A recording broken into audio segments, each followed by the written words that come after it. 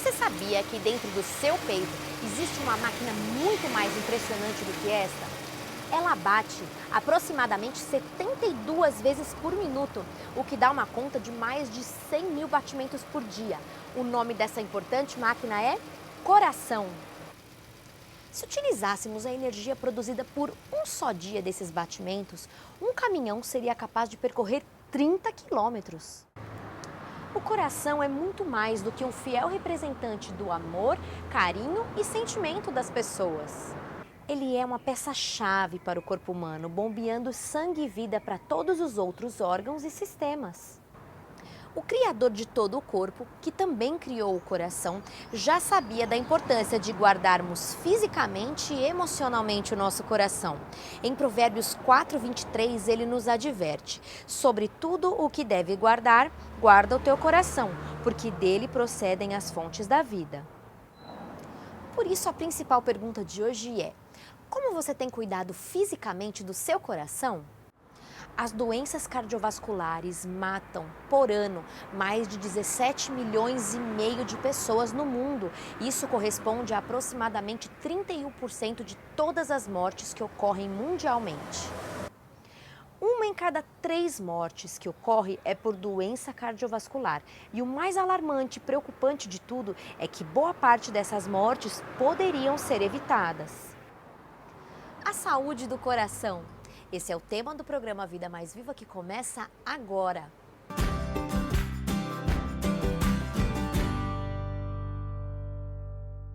Bem-vindo ao programa Vida Viva. Como eu sempre digo, nós estamos gratos a Deus por estarmos aqui mais uma semana e gratos a você que assiste o programa todas as vezes, semanalmente.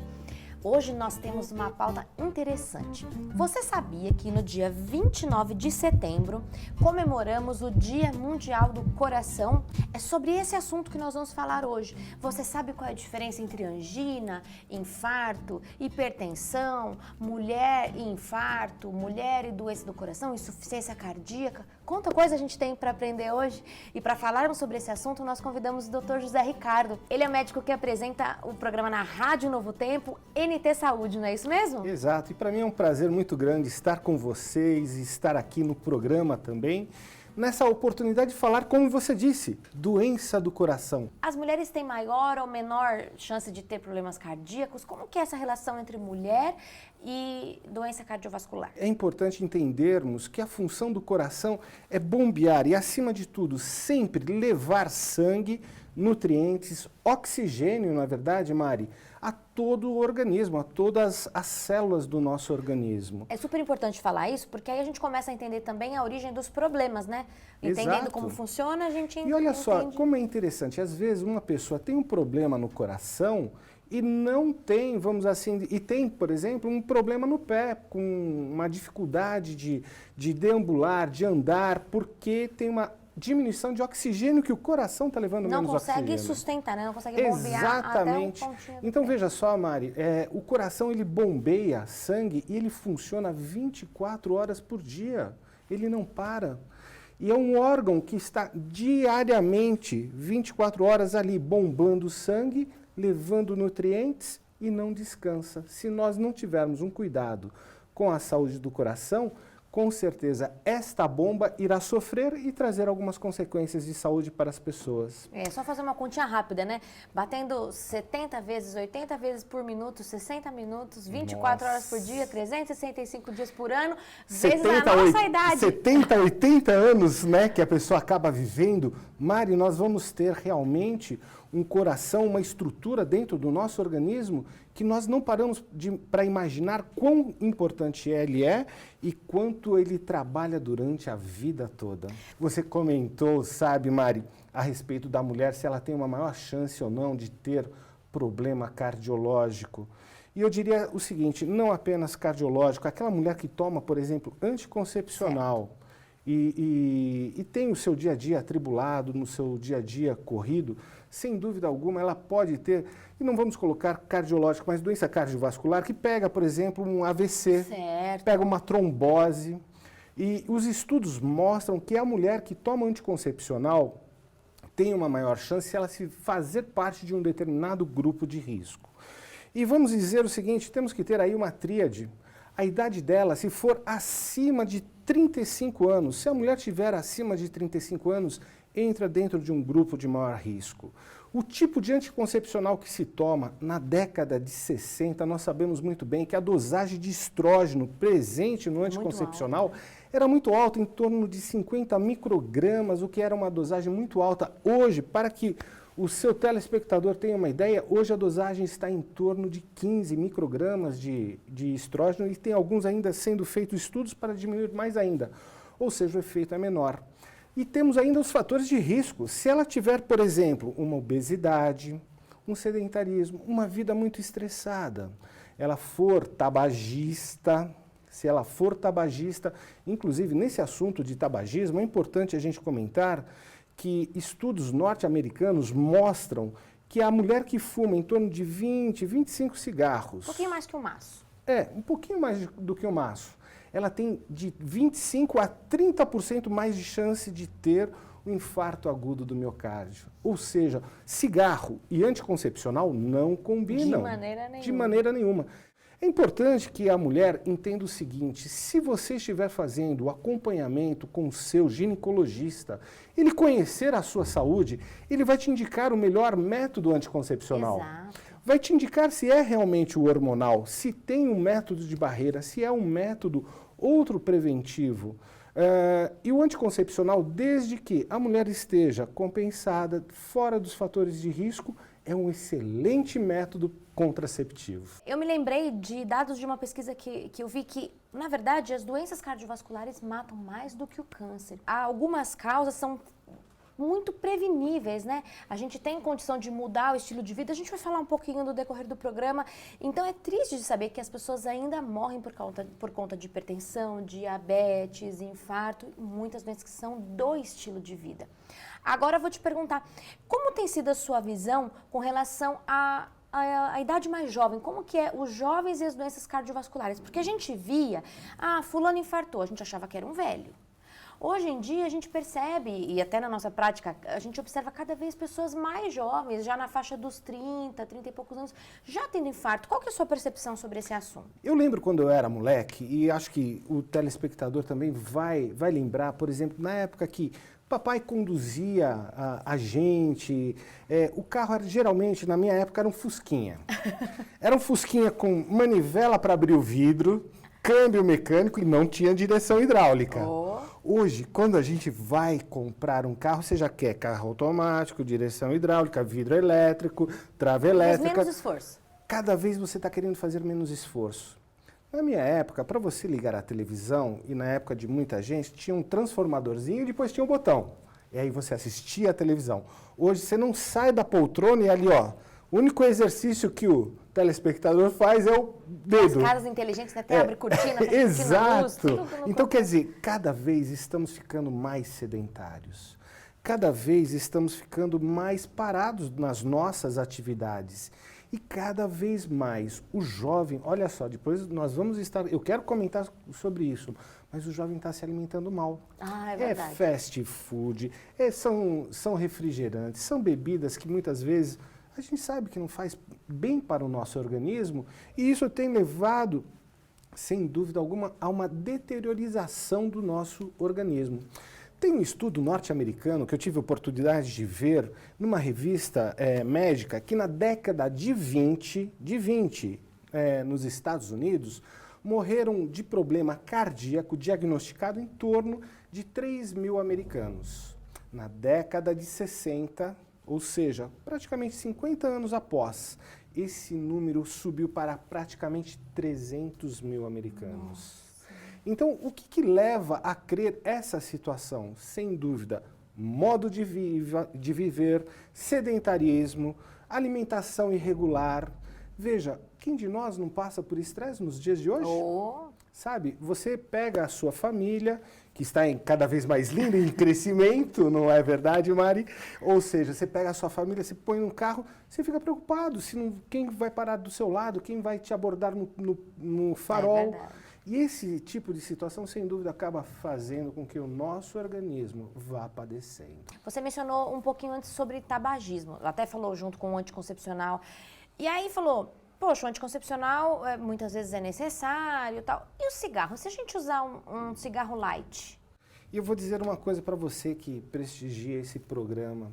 Saibas o seguinte, na realidade, o cigarro light foi incorporado dentro do comércio tabagista na década de 60.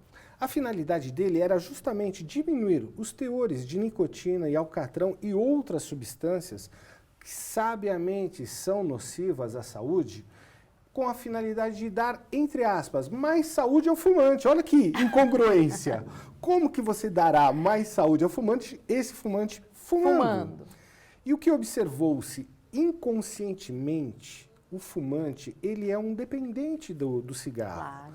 É importante que a gente diga que quem fuma, fuma porque depende daquela droga, sente falta daquela droga, e aquela droga dentro do seu organismo causa um bem-estar. Vocês vão se assustar comigo? Puxa, causa bem-estar? Claro, toda droga causa alguma reação orgânica, neurológica de bem-estar. Claro. Então, o que o fumante com os cigarros chamados, vamos dizer, entre aspas, lights, faz? Ele acaba dando uma tragada, Mari, mais profunda. Ele segura mais tempo a fumaça no seu pulmão. Até atingir aquele mesmo... Exatamente, não somente mesmo, às vezes até mais, porque acaba fumando mais. Para atingir aquele nível de droga que ele precisa no seu organismo, ele acaba muitas vezes necessitando fumar mais. Olha que interessante. E aí, o que acontece com a indústria que fabrica o cigarro, o tal cigarro? Ela tem mais lucro, porque o tabagista cada vez vai fumar mais. Sempre a gente tem que olhar o que está acontecendo de uma forma macro. E essa forma macro mostra a realidade de uma indústria do cigarro que não está preocupado com o fumante, e sim com o seu lucro. Lógico. E esse lucro se dá justamente porque o fumante vai fumando cada vez mais. E os estudos comprovam que não existe nenhum cigarro light que possa ser benéfico ou que diminua as incidências de câncer de pulmão e problemas cardiovasculares. O cigarro sozinho, só o cigarro, ele é responsável por 25% dos casos de infarto agudo do miocárdio, tromboses e AVCs. Ou seja, é uma incidência extremamente grande, sendo um fator único e isolado. Se você, que assiste hoje o programa, parar de fumar, você vai ter 25% a menos de chance de ter uma doença cardiovascular. Ficou claro que cigarro nem light, nem não light, de nenhum jeito benéfico, né? Cigarro não. Você está assistindo o programa Vida Viva e hoje nós estamos tendo uma conversa interessante sobre o assunto que é a saúde do coração. O nosso convidado é o Dr. José Ricardo. Estamos muito felizes com a presença dele. Mas antes de continuar a próxima pergunta, eu quero convidar você. Meu recado é para você agora. Quero te convidar a assistir os nossos programas anteriores no YouTube, no Facebook, convidar os seus amigos para assistir aos programas anteriores, fazer lá a nossa propaganda, vai ser super importante. Mandar a sua dúvida para nós e também mais um recadinho, que você venha conhecer a comunidade de São Caetano. Eu sempre menciono aqui, este programa é mantido pela comunidade adventista de São Caetano do Sul. Então eu quero te fazer um convite. Nós estamos sempre aqui aos sábados às 9 da manhã, aos domingos às 9 da manhã e às quartas-feiras às 20 horas. Você é nosso convidado especial. Nós sempre falamos sobre assuntos que dizem respeito à família, bem-estar no trabalho, financeiro, social, mas mais do que isso, nós desejamos que você aprenda a se relacionar com o nosso Deus, que deseja que você tenha saúde, saúde do coração. Se a comunidade de São Caetano é longe para você, você pode acessar esse site aqui, Encontre uma Igreja, e você vai encontrar um endereço que seja semelhante a este aqui, em que esses assuntos são sempre mencionados. Agora, doutor José Ricardo, eu quero te fazer uma pergunta. Como é que eu posso entender, como é que eu posso reconhecer que estou tendo um problema de coração? Quando eu devo procurar um hospital, ajuda médica, e quando eu devo começar a prevenção? Muitas vezes o coração ele não manifesta nenhum tipo de sintoma ou sinal característico para a pessoa se preocupar. Aí vem a importância de todas, eu estou falando de todas as pessoas fazerem periodicamente o seu check-up cardiológico. Estando tudo bem com a pessoa, acima geralmente dos 40 anos, é recomendado pelo Conselho Brasileiro de Cardiologia, uma vez por ano, fazer esse check-up. E aí realmente o cardiologista poderá te orientar da melhor forma possível com respeito não somente à sua saúde cardíaca, mas os exames necessários a serem feitos para um provável diagnóstico. Agora, o grande problema é que muitas vezes as coisas não parecem ser do jeito que elas são. E elas são assim muito graduais, devagares. A pessoa começa às vezes a ter um inchaço na perna e falar, deve ser problema da veiazinha da perna. Mas pode ser um problema já de insuficiência cardíaca congestiva. Claro. Que você com certeza pega quando você está no seu pronto-socorro, no consultório. Claro. Você vê que a pessoa tem um problema de inchaço na perna e o problema não é vascular lá embaixo, e sim da bomba que não consegue mandar ou voltar todo o sangue que fica acumulado no membro inferior nas pernas. Muitas vezes os sintomas são muito assim vagos, mas é importante dizer que, por exemplo, eu acho que a gente tem, veja só, Mari, pensar um pouquinho, será se toda dor no peito é sinal de um infarto? Já devo correr para o hospital? Opa, já devo correr para o hospital? Será se, você colocou uma coisa importantíssima, correr para o hospital por causa de uma dor no peito é importante ou não? É claro que é. É claro que é. Por quê? Se nós falarmos de dor no peito, muitas vezes a dor no peito por problema cardíaco, a gente tem que pensar em duas patologias, basicamente. A angina, chamada angina pectoris, e o infarto agudo do miocárdio. Eu acho que vale a pena a gente conversar um pouquinho sobre isso, né? Isso, pode falar. Então, veja só, a angina seria, a gente poderia dizer, um pré-infarto ou uma fase anterior a um processo de infarto, onde por uma diminuição de uma quantidade de sangue que nutre o coração, nós temos várias artérias chamadas coronárias, então vamos assim dizer, tem uma diminuição de nutrientes que vai para aquele coração, mas não oblitera, não para o sangue. É importante dizer que além de o coração bombear sangue para todo o Ele corpo, recebe também. ele também precisa de sangue para Nossa, trabalhar, olha, né? sem dúvida, até porque é um órgão e como nós dissemos logo no início, ele trabalha muito. A vida toda, e não tem um diazinho de descanso sequer. Então, quer dizer, esse coração precisa de nutrientes. E essa pequena artériazinha é muito interessante. São pequenas artérias mesmo que nutrem esse coração, muitas vezes leva uma diminuição de oxigenação, leva uma diminuição de afluxo de sangue para a nutrição do próprio coração. A pessoa sente uma dor. Existem medicações, quando diagnosticado esse tipo de situação, que a pessoa pode colocar um comprimidinho, né, Debaixo doutora? da língua, né? Debaixo da língua, que faz com que haja a melhor situação do afluxo sanguíneo e a pessoa sente-se melhor. Ou seja, essa é uma dor e geralmente ela é bem característica, se dá no meio do tórax, pode ou não irradiar para o braço. A pessoa que tem angina, ela sabe, e é muito interessante, o paciente que tem esse problema de angina, ele sempre carrega consigo o comprimidinho. Porque a qualquer momento ele pode sentir o mal-estar. Sentiu o mal-estar, ele sabe que tem que tomar o chamado vasodilatador. Usou o vasodilatador, melhorou. Existem algumas atividades que muitas vezes ele tem que se cuidar para que não force demais aquele músculo cardíaco. Já por sua vez, quando a gente fala de infarto, aí é uma coisa um pouquinho mais séria, um pouquinho mais delicada. Porque aí existe o bloqueio. A parada de oxigenação desse músculo do coração. O músculo do coração chama-se miocárdio, ou seja, o miocárdio ele não consegue mais receber oxigênio e a pessoa muitas vezes tem uma dor chamada surda, uma dor assim insidiosa, que ela pode ser muito variável e essa é a grande dificuldade que se tem no diagnóstico de um infarto agudo do miocárdio. E é interessante a gente perceber que as mulheres, as dores são um pouquinho diferentes. As dores da mulher muitas vezes podem refletir nas costas, serem dores acompanhadas com outros sinais e sintomas.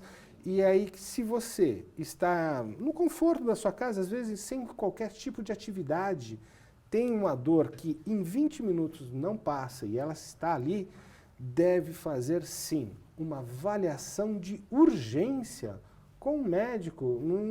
E aí eu diria, não no consultório. Ah, não, aí é hora de pronto-socorro. Pronto-socorro, exatamente. Por quê? Porque lá vai ter todo o aparato.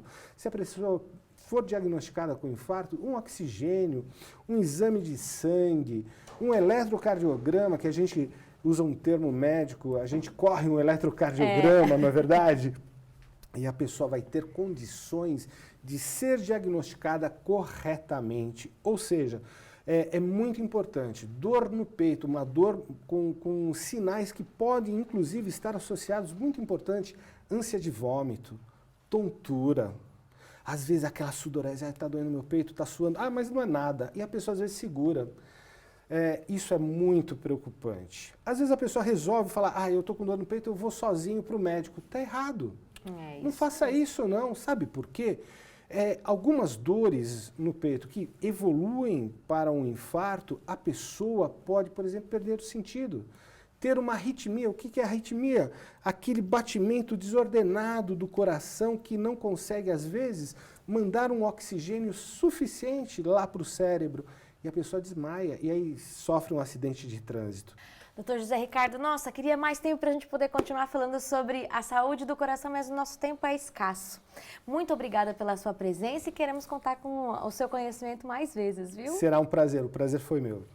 E a você também, o nosso muito obrigada, desejando que as coisas que a gente fala aqui possam ser reais na sua vida e que muito mais do que você se preocupe em procurar o pronto-socorro, que isso é importante, claro, conforme a gente já mencionou aqui, que você procure viver de uma maneira mais saudável, procure ouvir os conselhos que Deus nos dá, porque Deus deseja que a gente possa viver bem em todas as áreas da vida. Ele fala assim, desejo que te vá bem em todas as coisas e que tenha saúde. Que você possa gozar de uma boa saúde é o nosso desejo para você. Fique agora com uma mensagem espiritual.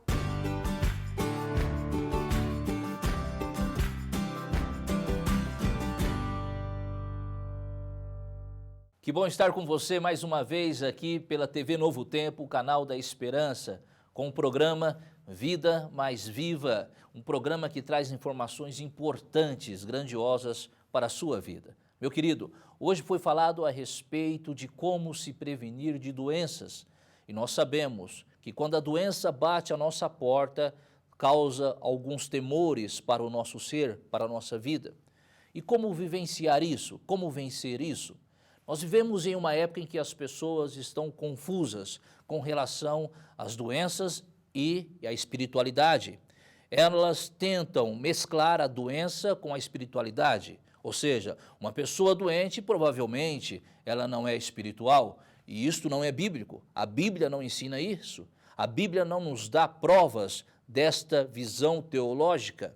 E quando, por exemplo, nós passamos por uma doença, quem sabe um câncer, e nos sentimos totalmente enfraquecidos, nós anulamos a ação de Deus e jogamos sobre as circunstâncias humanas a verdadeira essência dos problemas da vida. Quando se fala do câncer ou de qualquer outra doença, parece que nós nos encontramos desprotegidos. Eu tenho ouvido no meu ministério, meu amigo, pessoas que dizem, pastor, eu tenho sido uma boa pessoa. Eu tenho sido uma boa pessoa para com Deus, eu tenho sido uma boa pessoa para com os homens, e porque eu tenho sofrido tanto com a doença, porque a doença bateu na porta da minha casa. Eu quero dizer a você que eu não creio e não me agrado desta visão, desta ótica, porque a Bíblia não ensina isso. A tentativa nossa, meu querido, de fazer da cruz de Cristo o ponto de anulação de toda dor, de toda enfermidade, não encontra-se na palavra de Deus. É falso. Não tem apoio na palavra de Deus. Não tem apoio nas doutrinas dos apóstolos. Não tem apoio na experiência humana narrada nas Santas Escrituras. Mas aí você pode me perguntar, como eu vou fazer? De que forma eu vou agir? Se o meu apoio para vencer a doença está na palavra de Deus, se meu apoio para vencer a doença está nas Santas Escrituras, em Deus em si, como vencer a doença? Eu quero dizer que a palavra de Deus nos dá conta de que muitos sofreram. Por exemplo, o patriarca Jacó morreu de uma enfermidade, mas com uma mente cheia de bênçãos. Você vê lá em Gênesis, 48, do verso de 1 a 3, você vê que Eliseu também, com o poder de Deus, alcançou níveis de manifestação só comparáveis aos que foram manifestos na vida de Jesus Cristo. Mas ele morreu, e morreu, meu querido, enfrentando também a enfermidade física. Está lá em 1 Reis 13, 14. Nós vemos que Paulo diz aos Gálatas que sua estada entre eles deveu-se a uma enfermidade física. E ele também fala a Timóteo, referindo a ele como alguém suscetível a frequentes enfermidades. Como você vê, nós observamos claramente na palavra de Deus que nós não encontramos apoio para essas ideias. Alguns perguntarão, mas como, pastor, se Isaías 53 diz que Jesus levou as nossas enfermidades, Jesus levou as nossas dores, como pode ser isso? Eu quero dizer a você, meu querido, que diante destas circunstâncias da vida, eu tenho que entender o que significa esse levar. As duas maneiras que nós encontramos do levar na palavra de Deus, Jesus realmente levou as nossas dores, mas ele levou no seu aspecto expiatório. Jesus, ele morreu por nós na cruz do Calvário. Ele foi a oferta de Deus, a oferta moral, espiritual, para substituir você. Isso tem a ver com a nossa justificação, que traz o perdão de pecados e também a salvação. Mas Jesus também, ele leva, numa perspectiva da experiência da nossa condição humana, isto é, como um que sabe o que é padecer. Por isso, nós temos a certeza que em Deus nós temos a consciência que podemos ser curados do coração. De repente, eu não consiga ser curado da minha vida entre o aspecto físico, mas Deus curará a minha vida em seu aspecto do coração. Creia em Deus, entregue a sua vida ao Senhor, confie nele e você será salvo. Um grande abraço e até a próxima.